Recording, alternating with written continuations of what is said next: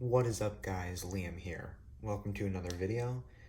Today I have another LEGO ship for you guys, since I know you guys like all the ship videos I do. This one here is a ship I personally like. While it has not the best history to it, I still think it had a decent story to it. So here is my model of the CSS Albemarle. So this is personally my favorite warship, and I'm not supporting the fact it's a Confederate warship. I just think that the story of the Battle of Albemarle Sound is a very cool story, and that's why I love this battleship so much. Well, I say battleship, but it's not really a battleship. It's an ironclad. This is before the term battleship was really a thing. So I might as well get on with a tour of it. Starting with the bow here, we have this gray piece up front, and this is the ironclad ram. It's a piece specifically designed to go into the end of an enemy warship, or just into the hull of an enemy warship to break it open and flood it. Since these vessels are usually called ironclad rams, rather than just ironclad warships. There's other things up here on the bow, such as these delicate little things. These are the anchor cranes here. There would have been two anchors, but I only have one anchor piece here. So there's the anchor. Guess you can put it on one of these if you really want. I usually just keep it on the deck though.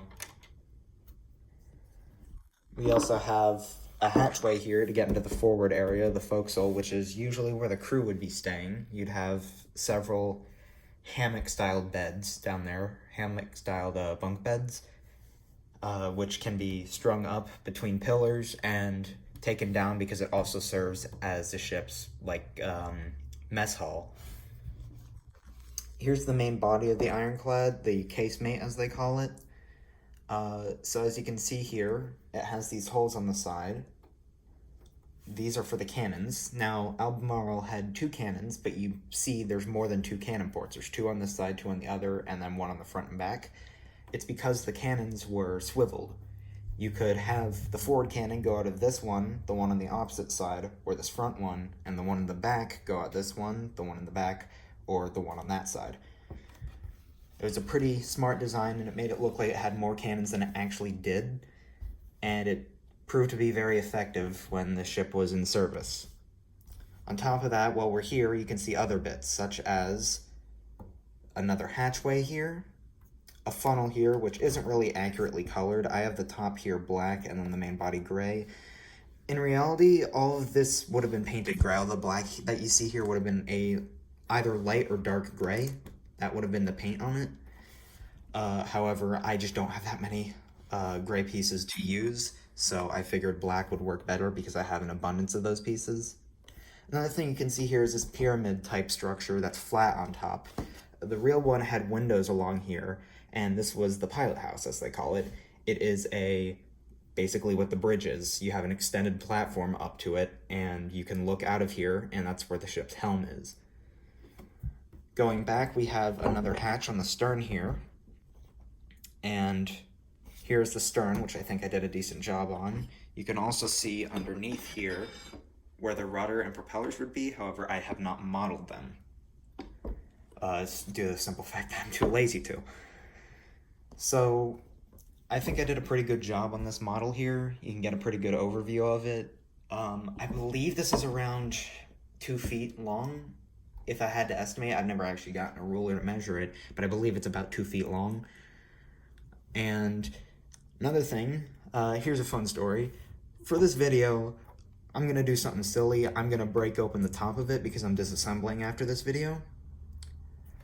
But with this video, when I disassemble it, there is something I have to warn you guys of. A few days ago, I had a spider in my room, and I don't know where it went. Tried to get rid of the spider, it jumped away. It was one of those jumping ones.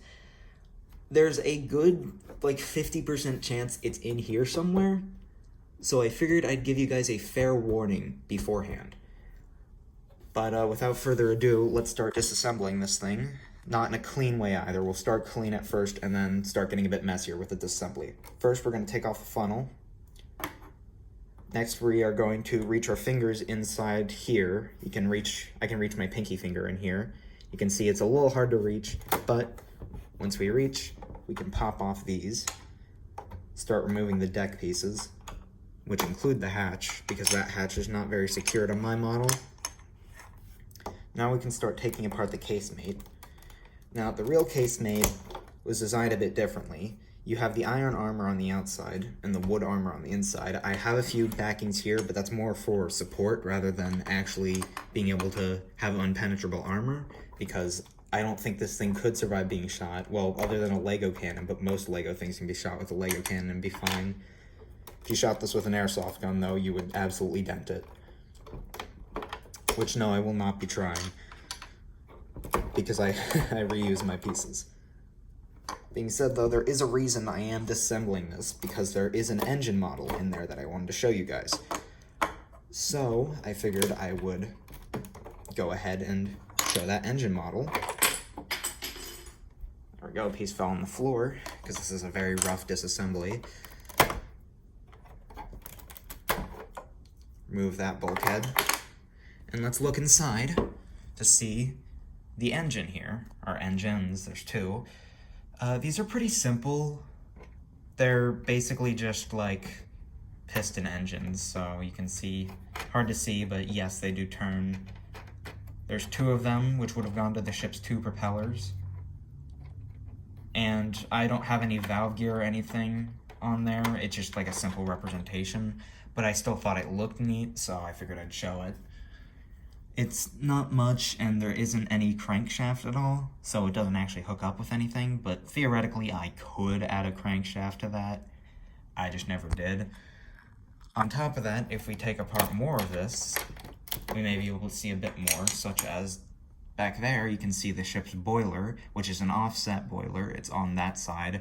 I don't know if it actually was like that on the Albemarle, but I do know that its sister ship had it like that, so I included that. But yeah, there's the now disassembled Albemarle, so I guess this is your representation of the 1866 version, once the war had ended, because this was from the American Civil War, it was a Confederate warship. But yeah, there's your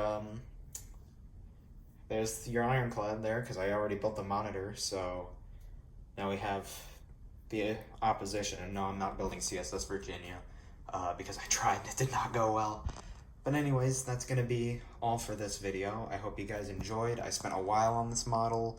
Hopefully new content coming when it's ready, you know, eventually, someday. Give me about 50 years to eventually order a new mic for my computer so I can actually record PC videos. Anyways, with that being said, thank you guys for watching, and I will see you guys in the next video where I'll do pretty much whatever. Peace.